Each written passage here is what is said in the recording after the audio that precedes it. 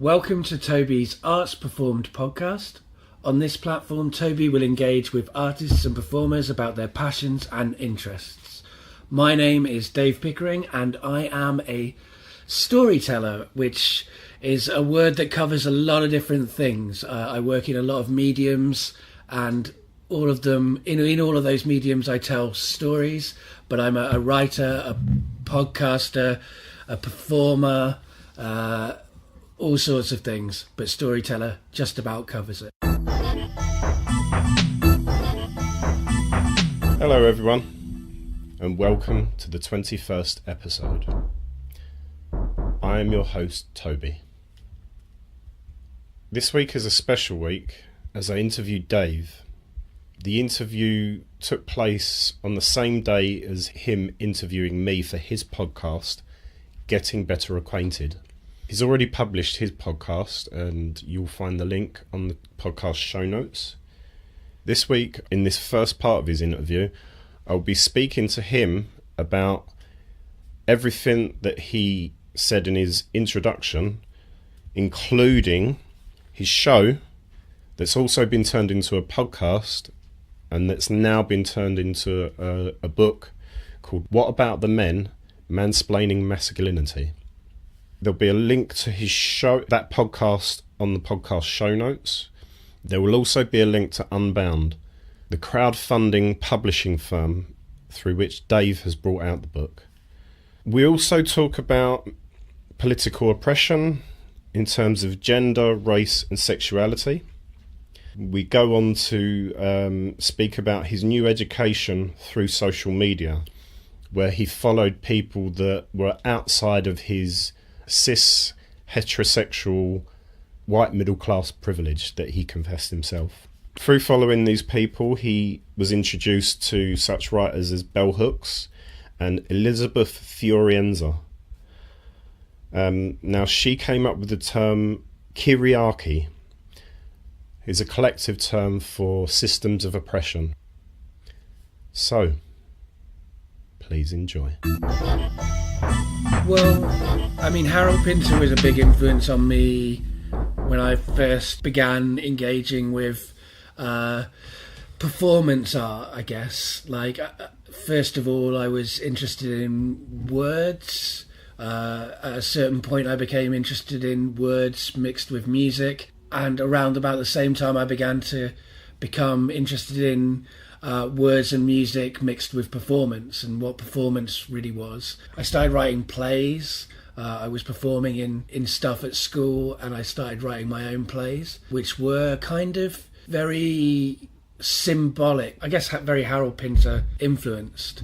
But what was really exciting to me about Pinter was that he was funny, but he was also deep, he was also complicated, and his words were not so much about what the words purely meant on their own, but they were also about how people spoke, like questions and kind of hierarchical negotiation within conversation, and silence. Silence is a massive part of Pinter, and for somebody who'd been thinking a lot about words, it was interesting to think about the kind of phenomenological, I didn't have that word for me for it at the time, but the kind of just the sound of words, the literal kind of not just what they meant but how they sounded, what the tone was like, and what is underneath words. Like, that's what I think Pinter does the most in his plays and his poetry too. Like, it's about what's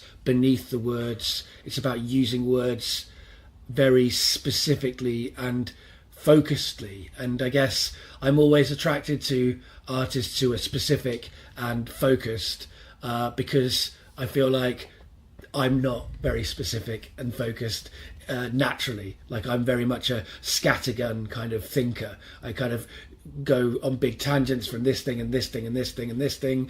I don't care about, or I find it hard to care about, worrying about something being perfect, because I'm interested in in just creating a thing and seeing how it works. So I've often been interested in DIY, a kind of messy sound in terms of podcasting and music, and also in kind of, you know, like performances that are unprepared, spontaneous, and all of those kind of things.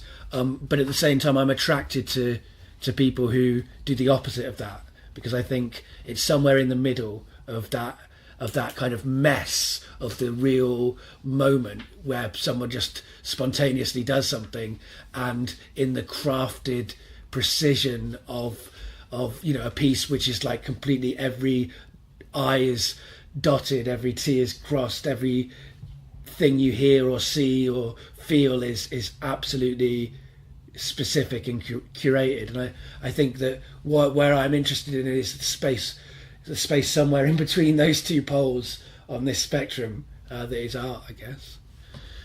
I already sense me cleaving to my more pretentious self for this interview, so hopefully that will be something that your listeners enjoy. I agree that you have a kind of divergent, digressing interest. Right. I can see that, because I think in some ways I'm the same as you. I like tangents and I like digressions. But it seems like you've got a very clear feel of what... I think that's very fair. I think I do have very specific feelings of what I want my pieces to be.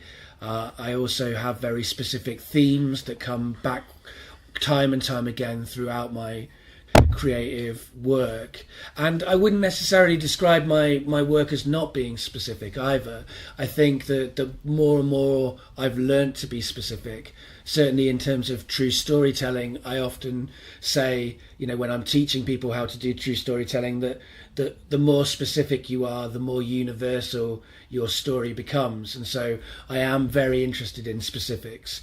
And I guess that interest in specifics does go back to that kind of initial engagement with certain playwrights like Pinter, who were being specific. And also, like, some of the themes do go back to that kind of time as well. Like the kinds of themes that Pinter deals with are kind of philosophical or kind of allegorical, or kind of those kind of big world ideas. Like that's what my work kind of grapples with, I guess, like the specifics of the personal and the kind of subjective, and the big kind of systemic issues like political or philosophical or social ideas. And it's like how to marry those two things together, which I guess is again trying to marry something that's messy and unspecific, like in its detail, which is, I think, how I think about personal or feelings. You know, I can't describe a feeling. I can only kind of... Often you have to make work in order to describe a feeling, because you can't do it with words. You can't do it with a sentence. You have to do it with kind of contradiction and ambiguity.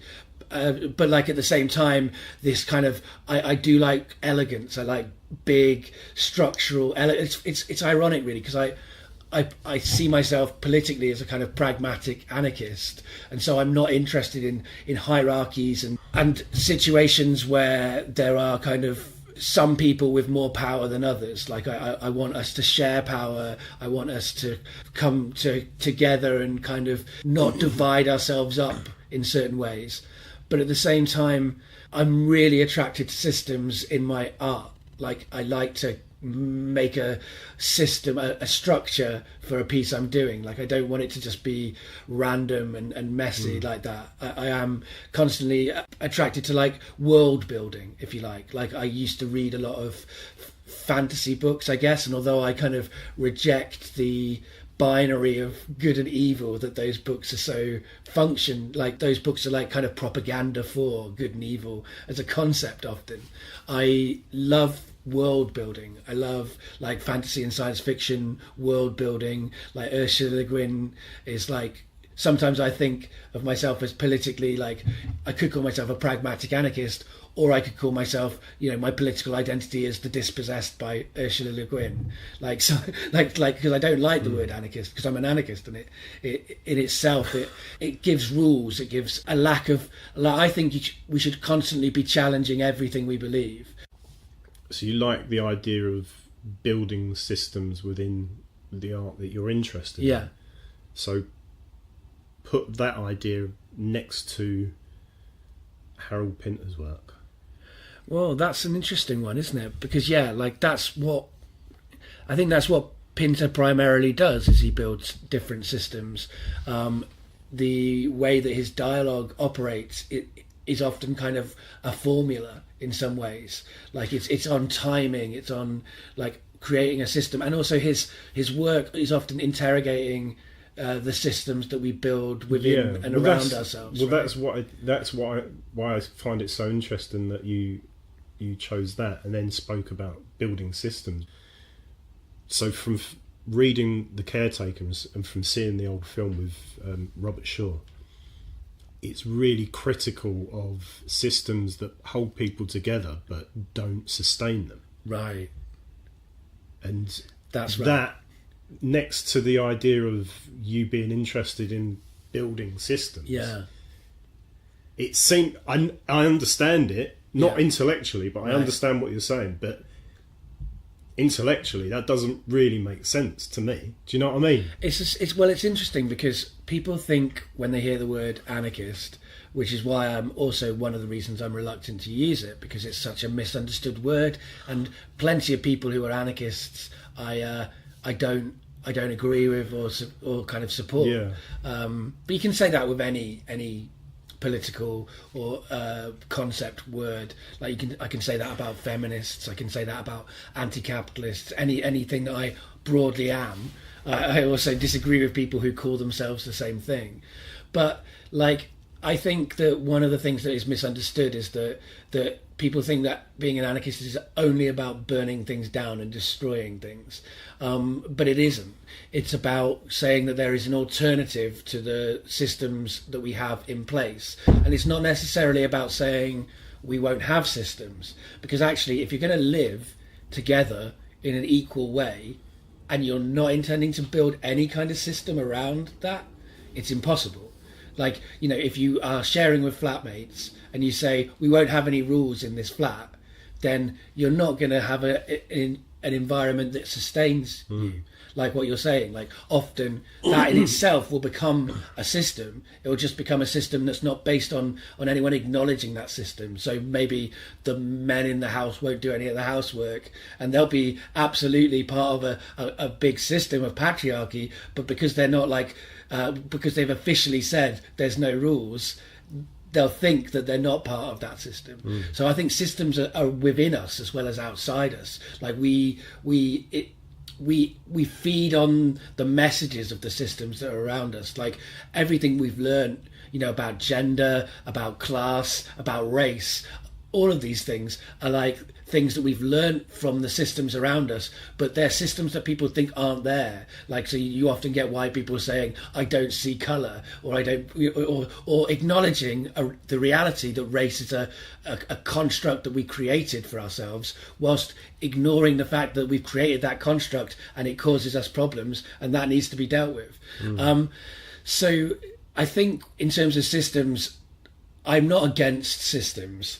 I'm against systems being used to make some people powerful and some people not powerful. I'm against unfair systems. And I guess I am for a collectivist, non-hierarchical way of creating systems that are evolving systems, that don't lock themselves in place, that continually move to, you know, to fit new situations. And in terms of art, like that's a way of demonstrating that possibility, that when you make art, you get to show the way that we construct systems can be a different way. You can construct it in a different way. Most art is constructed with different priorities to the world around us, that is telling us our main priority should be, you know, to make money or to achieve dominance in whatever way. And the interesting thing is that I think we can model alternatives through the way we make art, as well as in the messages that art might then give to other people. And it's interesting, like one of the things I sent you as reference point for what I wanted to talk about creatively was an article by Harry Giles, who is a brilliant maker. No, that's fine. You haven't read it. We'll look it up. Yeah, well, you should. It's called Shock and Care. In a lot of ways, when I read that, it was like, this says a lot of the things I've been moving towards in my creative making without having the words to fully explain it. And what Harry in that essay says is, for a long time, art has been about shocking. Like, a lot of political art has thought that shocking people is the way. Like, you show something to somebody that destabilizes them, right? Harold Pinter does this in some ways. Certainly Edward Bond, who's another playwright that I was very influenced by growing up, does this a lot of like shock value. Like, you see violence, and that is in many ways going to help you to understand violence. Edward Bond says, violence shapes and obsesses society, so we have to write about violence, because to not write about violence is to not write about the world. I think that's true. But I think art has got really into this idea of like, certainly certain strands of art, political art, it's about shocking people. It's about destabilizing an audience, making them kind of experience shocks. And the thing is that shocking people in the world that we currently live in isn't that radical. That actually we get shock every day. We get shock on our news feeds, on our phones. Yeah. We get shock walking down the street. The experience of living in neoliberal capitalism is continually shocking. Like, our experiences, in loads of ways, like racism is shocking, even though we know it, even though we expect it. It still shocks us when it happens. Patriarchy is shocking. Like, the Me Too movement has shocked loads and loads of people, and it continues to re-traumatize and trigger people. What we're missing is care, is what Harry argues in this essay. It's like art that cares for an audience, art that doesn't try and upset that audience. What happens if we come to a place of like conversation, of listening to each other, of caring for each other in the art that we make, of not making art that doesn't want to say things, but thinking, how do we say those things in a way that nourishes our other human beings that we want to talk to, that kind of doesn't help to kind of dehumanize us from the world that we live in. And the work I made when I was young was designed to shock, like in different ways, like theatrically, through humor, through kind of exposing myself in a brutal way, whatever it was. There were because I've had lots of strands, I've worked in lots of mediums, and the thing I like about different mediums is they all, you can try and say similar things, but because the medium has different rules, it means that you end up saying those things in a very different way. Yeah. Can I pose two words to you? Art and resistance. Okay.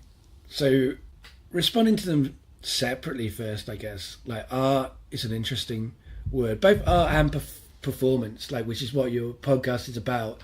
So this idea is that some people have is that art is like, belongs to artists, and that it isn't something that's within everybody. The creative impulse is not within everybody. It's given to certain special people who are artists, and they are able to channel this universal thing that we can all relate to. But they're the chosen ones, like the Jedis of art. Like they're channeling the Force, but other people can't do that. I think that's bullshit, and that is not true. Like, I think art is something that is within all of us. I think we call some things art and we don't call other things art, and I don't know why we make those hierarchical, or at least I can see reasons that it benefits other like people with power to call these things different categories, but I don't think that's the way it is. Like, I think sports massages the same thing in people's souls, for want of a better word, that art does. Like, I don't see why we necessarily have to see watching a football game and watching an opera, or watching experimental theatre, or watching a TV show, or like watching a clown. All of these things are forms of art, and I don't see them as being better or worse than each other. And I think art is something that we all have a relationship to, but that relationship will be massively different. Like, I'm quite loath to universalize. Like, I think everyone's way of experiencing the world is different. I think it's dangerous to make complete generalized trends, but I think art in general is a thing whereby we look at something or listen to something, we are exposed sensorily to something, and it makes us look at ourselves and the world around us in a different way. Like ultimately, in some ways, art is just metaphor. Like we do it all the time in a sentence.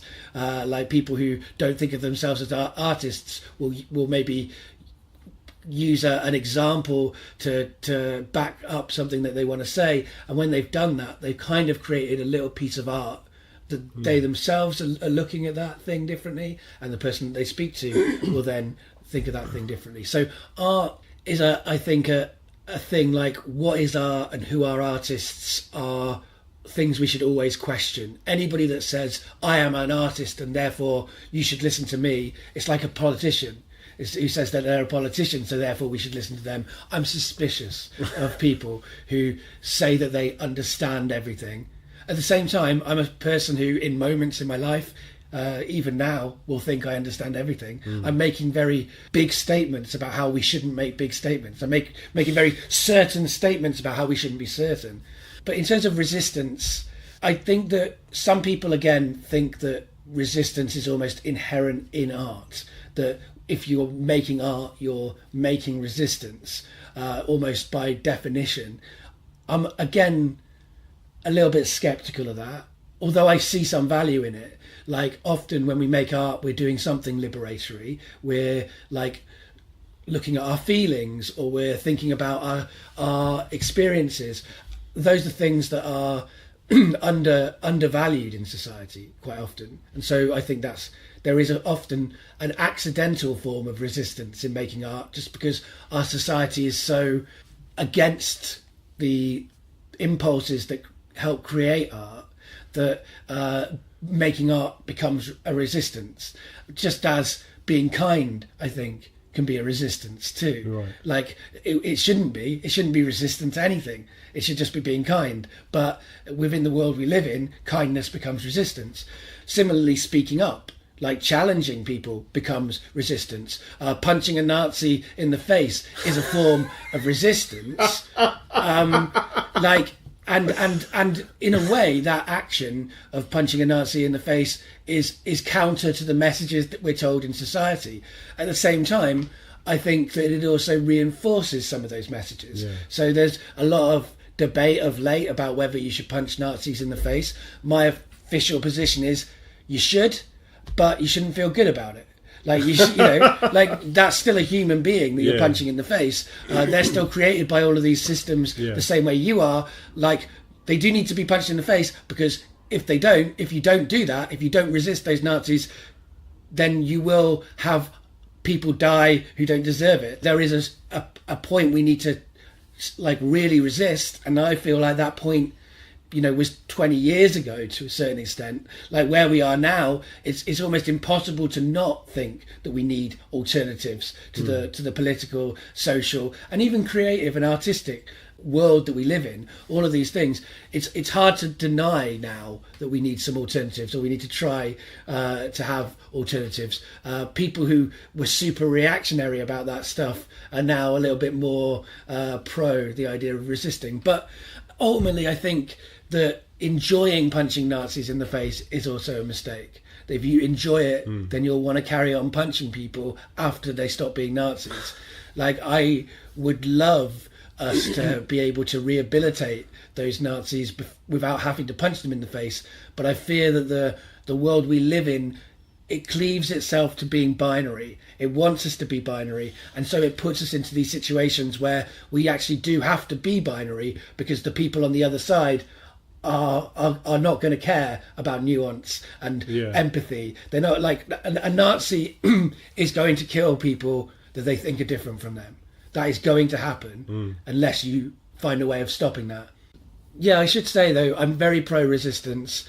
I don't think it's inherent to art, but I do think that it is almost a responsibility of artists to resist. Yeah. Because if you're an artist, you're not special, because everybody has art within them. But what you are is somebody who, through privilege or through personality are someone who is focusing on looking at the world and looking at the human condition. Like artists generally look at the wider picture, and we also look at the internal picture. Like we're the people looking at systems in some ways, not just on our own. There's loads of people who are looking at systems and all of those different disciplines, like academic disciplines and spiritual disciplines. All of these things should potentially have a dialogue and agree that resistance is the thing. Like it's people looking at the internal and the external who should be fighting to change what we're doing, what systems are doing to the external and internal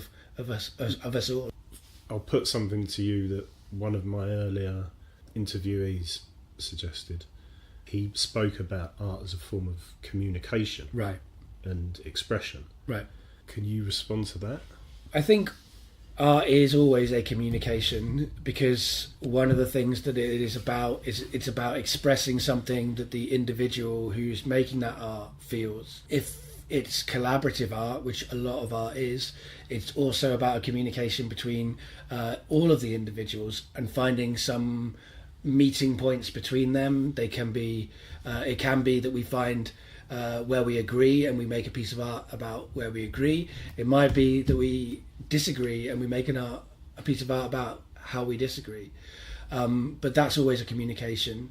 And equally, there's always a communication between the artist and the audience. Like I think of it as where art happens, it happens in that interaction between the between the audience and the artist. Like I think you establish a contract between the artist and the audience when you make art, and where audiences feel that contract is broken, that's when they don't like that art.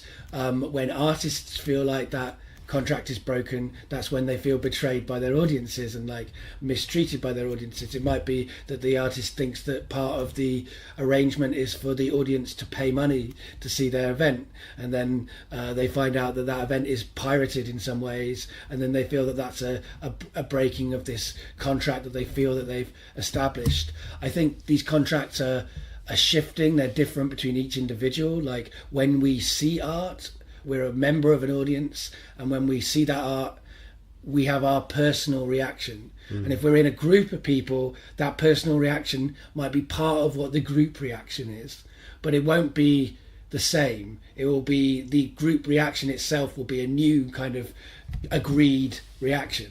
And it happens. Like when I perform on stage to a room of people, that room of people broadly forms its own personality, its own opinion of that art.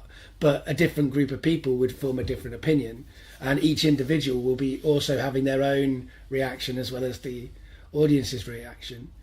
But I think all communication is conversation in some way. What I'm interested in is co-creating that conversation, in finding ways that the audience and the artist can together agree on parameters that everybody is happy with. Like I like that about the way that the internet means that artists can directly engage with their audiences and cut out the middle people, and instead kind of directly make a kind of contract together, and the artist and the audience can hold each other to account. Like I think that artists need to be held to account by audiences, and I think that it's a mistake for artists to stop listening to people, to start thinking that they know better.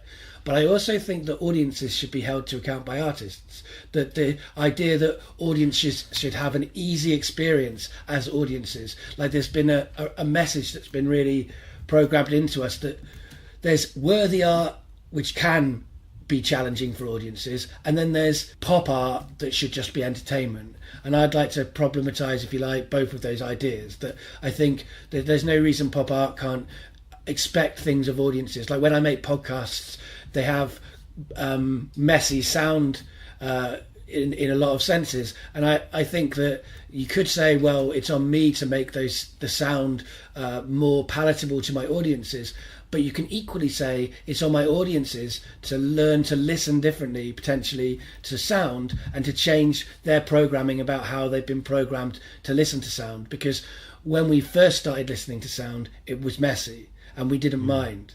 Like LPs, early recordings, they were what we could do with the facilities that we had, and we were satisfied to a certain extent with that sound. Of course, we also, through time and technology, learnt to improve that sound, to make different kinds of sound quality that we would then be pleased with in different ways, and I'm all for that.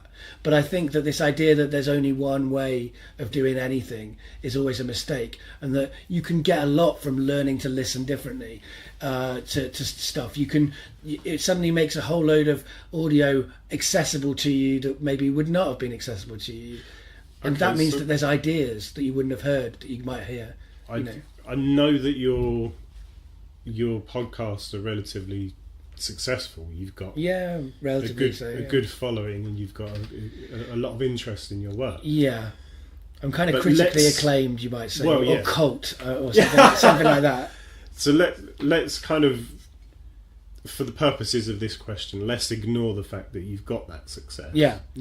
It's very easy to do because there's no financial element to it. And let's say, what if your audience refused to accept and refused to listen? Then they're not my audience. If you don't want to listen to my sound, I always say this, I feel very sorry for anybody that finds it really unpleasant to listen to my sound and soldiers on anyway. And I get emails from people who don't like the sound quality, and my answer is always, that's fine, don't listen to that episode if that episode is particularly upsetting for you.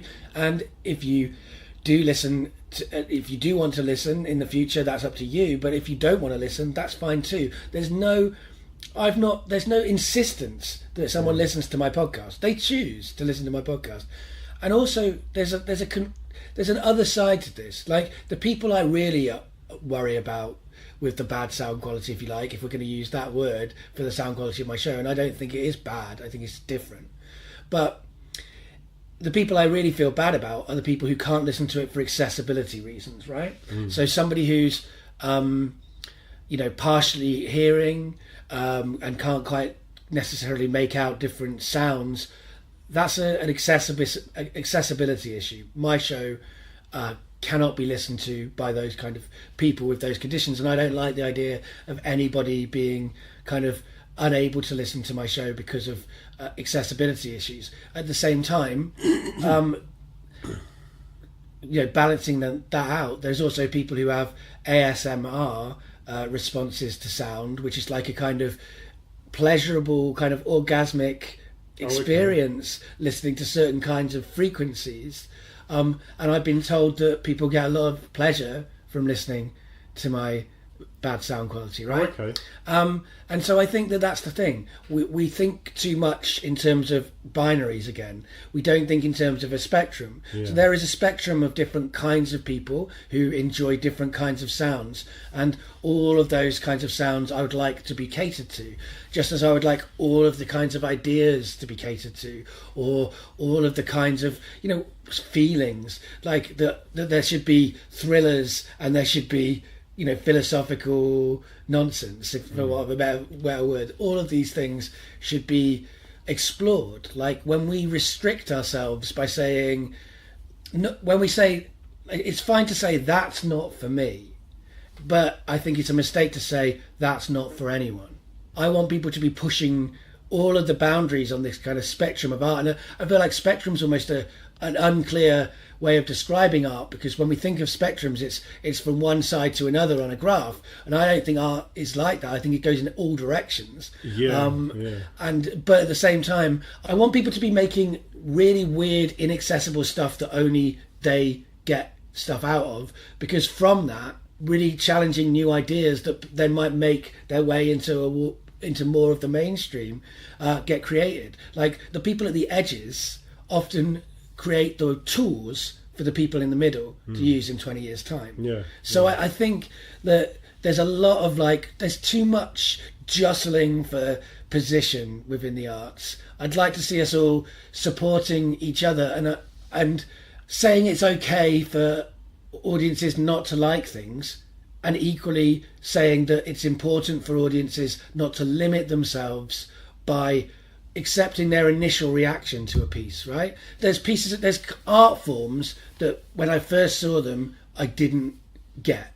And now, having seen them more, I get a lot more out of them, and I can see what's good about them. I don't judge people for not being able to access that stuff, but I do think that if you write something off completely, and often when we write something off completely, what we're saying is, I'm unfamiliar with it, or it's making me feel some feelings that I haven't really felt before.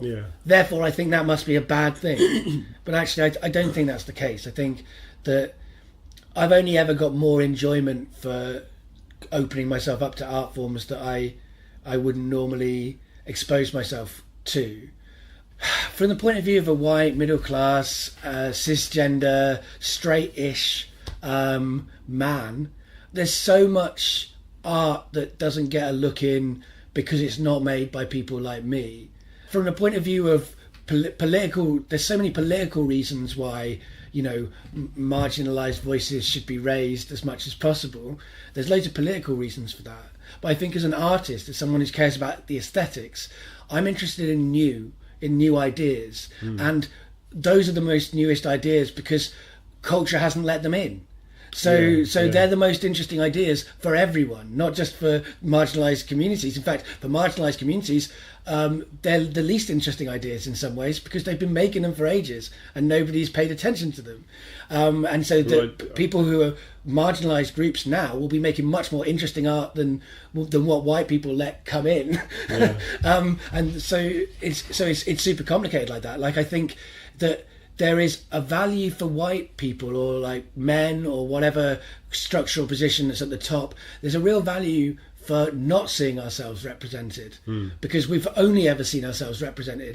I never understand this kind of why there's any kind of tension. I mean, I understand why there's politically and socially tension around these issues, but from the arts, I find artists who try and close the portcullis and say we're in the arts castle, nobody else is allowed in, to be like they're starving themselves. They're literally they're putting themselves in this siege. And because they're in a siege, no food is coming in, no water's coming in. They're just like starving themselves of everything interesting and creative that could be coming in. What a lot of the time people seem to do is kind of, when we talk about like appropriation versus appreciation and this kind of ways that you can fuse different art forms together, mix art high and low in ways that are supportive to the communities that you're fusing, and then there's ways that you can do that which are disruptive and exploitative to the communities. And I think that there's also a danger in creating your castle, letting in all the food, and then closing the portcullis and saying, now I'm going to benefit from all this great food we got, and I'm not going to let the people who actually made this food, I'm not going to let them through into the castle. What I want to see is less division between different kinds of art and more kind of consideration to the individuals making the art, how we can sustain them, how we can support them. So whether it's marginalised communities or whether it's just artists in general who struggle financially, particularly in a world where everything's free, which I like that. Free music, free podcasts, free art, I believe in, but it's not sustainable because artists can't live without money in their pockets to buy beans. In the system. You know, that's it. So like we have to find a way of coming together as audiences and as artists, because we all want the same thing, but it's about finding a way, because audiences don't have money either. Like, you know, I have no problem with somebody pirating my art, because I mean, I don't believe in copyright for a start, although that's more complicated, as I say, in terms of making sure people aren't exploited. That's a complicated thing. Like, I don't believe in,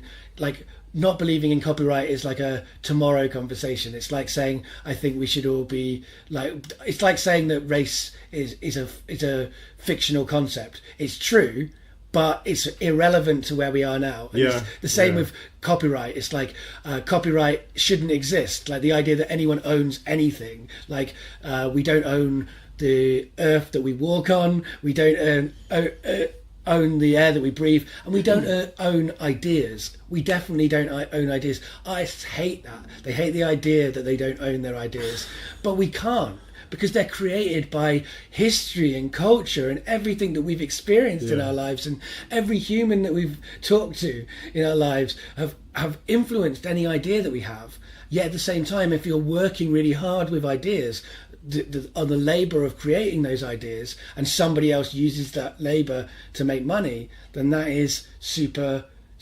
complicated. But then at the same time, if people haven't got the money to get their stuff copyrighted, because let's face it, copyright protects only certain kinds of people. It's not like it protects all artists, as artists often think. It doesn't. Like, copyright has been the mechanism that white people have stolen from people of colour throughout history. It's also a way that people steal from past generations, and it's also a way that people continue to make money out of the work of past generations. When somebody is benefiting from the copyright of their grandfather, say, then that's basically inherited privilege that they are not sharing, that they are not, like, so. But then if those people lose the copyright, who's going to be benefiting from well that? That's always the question, who's benefiting. And as a pragmatic anarchist, I don't believe in saying anything for definite. Like, I think at this moment copyright needs to be reformed, ultimately reformed with an aim, from my point of view, to abolish it.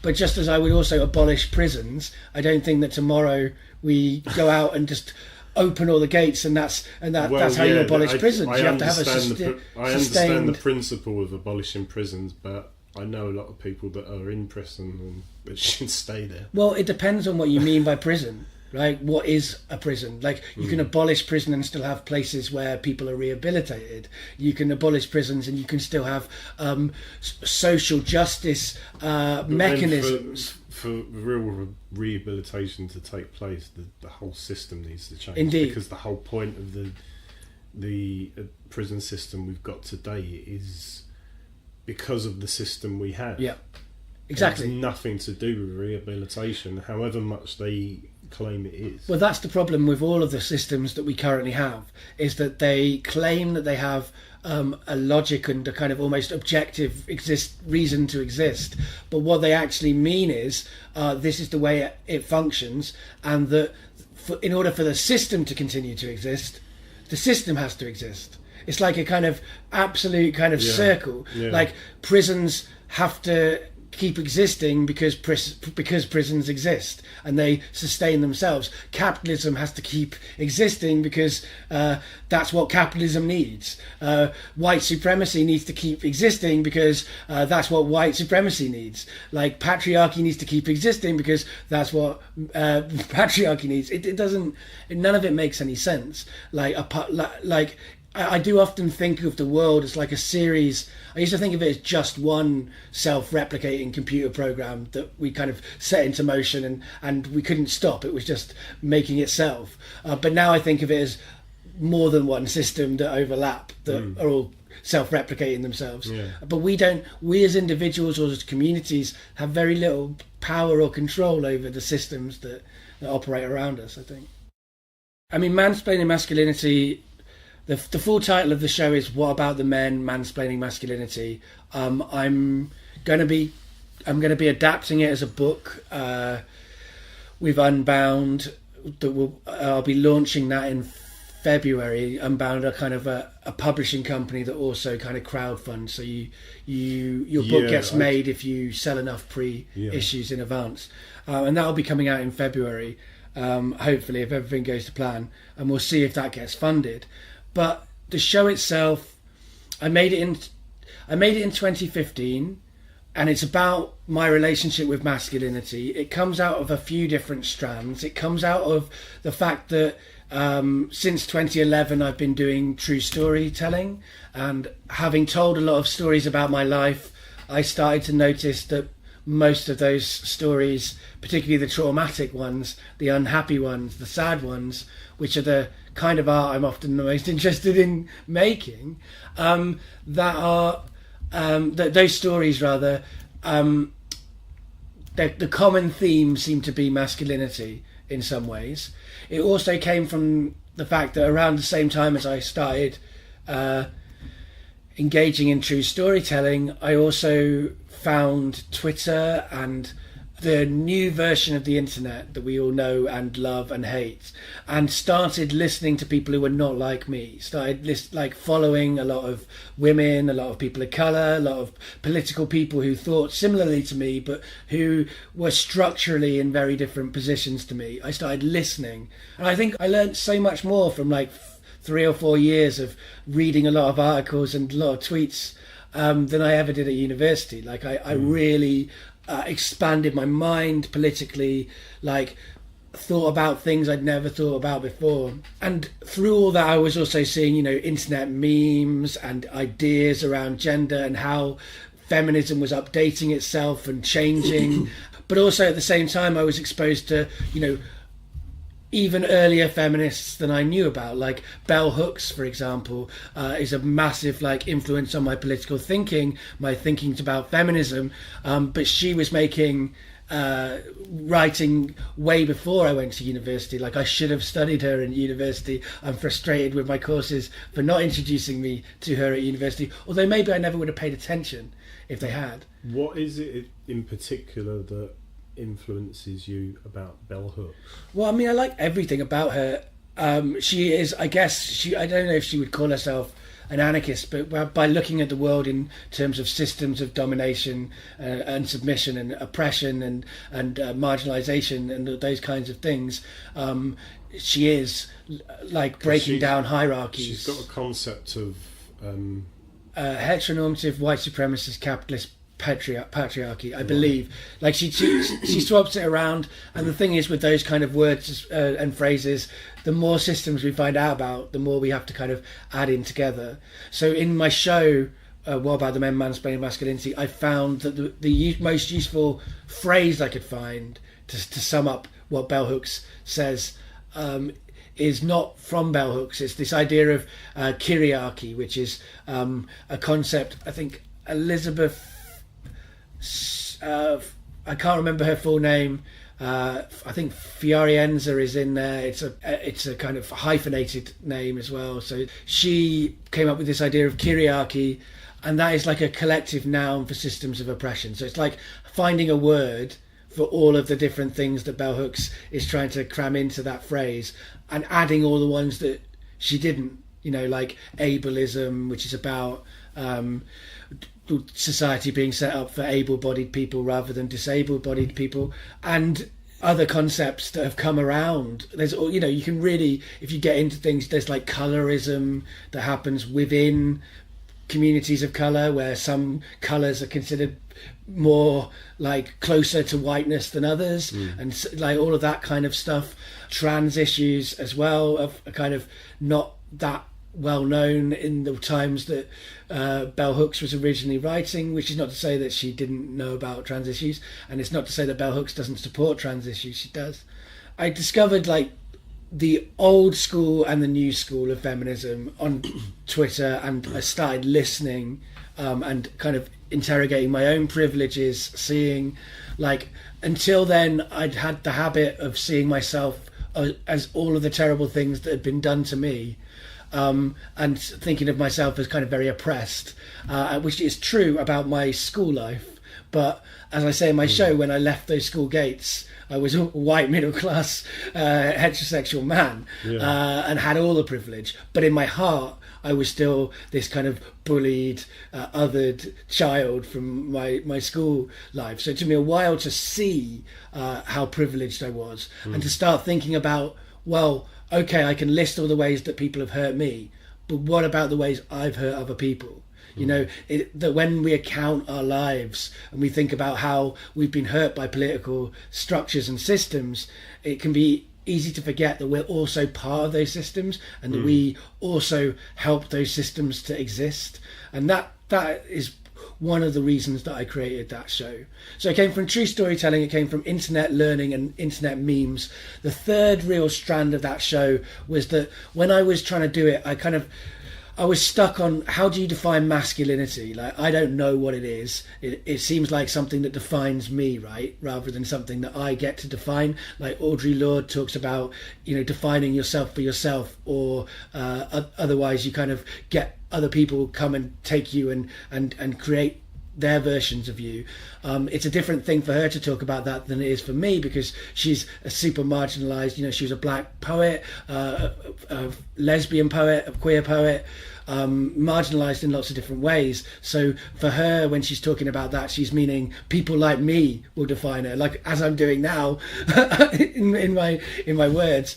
But her statement about that speaks to my understanding of the world too, in that I do think that when I try and think of myself as like, yeah, I'm a man, right? But somebody else has defined what man means. Like when people say you're not a real man, or you are a real man, or you need to man up, or you need to like whatever, when they're saying those things, they're giving you a kind of cage that if you're either in that cage or you're not in that cage. They're defining me, and I want to define myself for myself, whilst at the same time, obviously, recognizing how I'm seen by society and what structural power that gives me.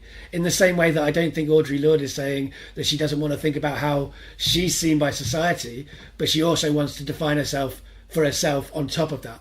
So within Mansplaining Masculinity, what I'm getting is that you're analysing different systems of oppression that influence your outlook as a man, right, or what's supposed to be the outlook as a man. Well, this is it. Like, so I couldn't just. Can I just pose something to you? Yeah. Do you know about Edward Glissant, No. opacity? No, I don't. So Edward Glissant is a francophone Caribbean writer from Martinique. He's from, so he's contemporary with Frantz Fanon. Right. And he wrote a book called Poetics of Relation. And within that book, there's a thing called opacity. So opacity is... It's taken from optics. The idea is taken from optics, yeah, in science. But translated to philosophy and literature, which is how he used it. Opacity is about things that are opaque, so you can see them but you can't see them clearly, right? Yeah, so that's really interesting. In terms of race and culture, which is where he was using it, particularly in terms of the kind of the West Indian diaspora, Jamaica, Trinidad, Martinique, the Antilles, all places of black people that have come from slavery, right, but all very different. Whereas there's a big sort of idea that they should be unified against, right, the wider white supremacy, right, patriarchy. Yeah. So his idea is that there are differences with people, but it's important to recognise it, but not to define it. Right, I guess, and that is interesting. I hadn't heard of that thinking, and I definitely would be interested in reading that stuff. But that is kind of what my show is doing. It's not defining. It's within that. It's within that contradiction that men are socialised collectively to behave in certain ways, but we are not unified. We are not, like, we are opaque, if you like, as a group. Like that's one of the main. So I'll come. Yeah, I guess I'll address that, and then I'll come back to the third strand that I never managed to kind of sum up. But what about the men in itself? It's like a question that men ask, like whenever women are talking about the problems that they have. It's like, what about the men? So in that sense, it's destructive. But when you remove it from that context, it's a valuable and important question. Like, what about how men are treated by society? Yeah. And I think when you really break that down, you can see that patriarchy really hurts men in a lot of ways. We are used as instruments of violence in industry. Like, that is what men have been used as. We've been used as tools or weapons by power. Like, that is not a situation that has much agency. When people hear the word patriarchy, they often mistake that to mean men. And then they go, but men don't have power, therefore patriarchy can't exist. But that's not what patriarchy means. And that's one of the reasons I want men to engage with that, and why Bell Hooks says that it's, ridiculous. I don't think she doesn't use the word ridiculous, but it's shocking that men don't use the word patriarchy, since it's the main system that really affects us. So when I was stuck with how to define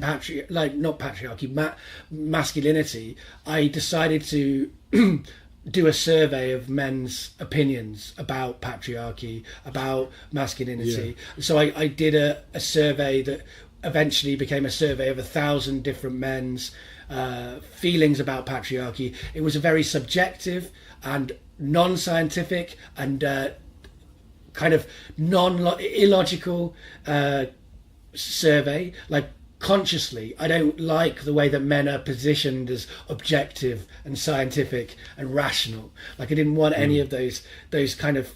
It's basically a series of questions I have for myself that I also ask to other men.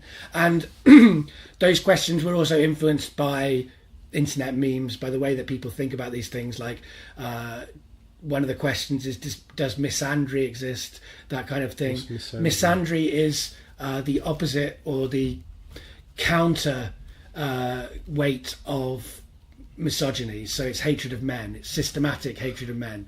And men's rights activists, who I don't agree with as a general rule at all, in fact, and a lot of my show is critical of them, they often use the word misandry.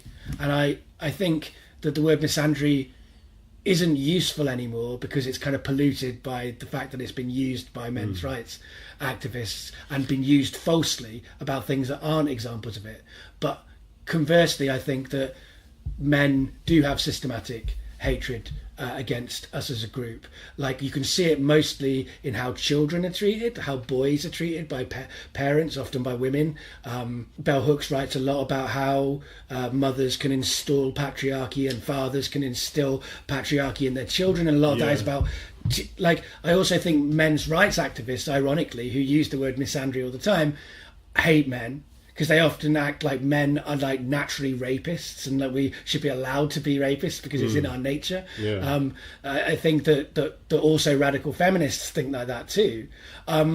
Men's rights activists hate men because they say that we can't help but be irresponsible, that the attitudes that men's rights activists give are loads of hatred about men. Anytime I see the idea of men being only strong or like unable to, we shouldn't express our emotions, that seems to me like a hatred. That is like hate being put on men.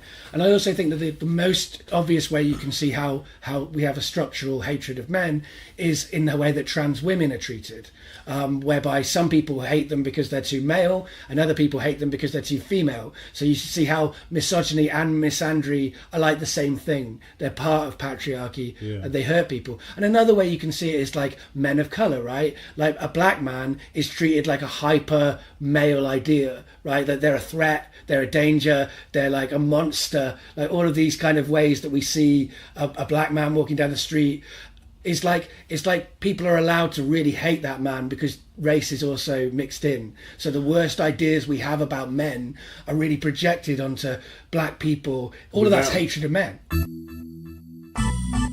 Well, what a note to finish on.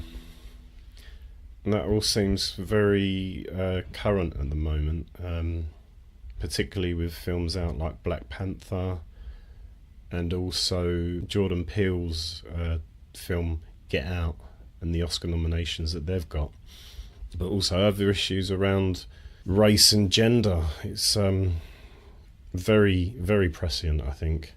So next week's episode will be part 2 of Dave's interview, where we talk further about systems of oppression, and we go on to talk about his father and his other projects. So see you next week.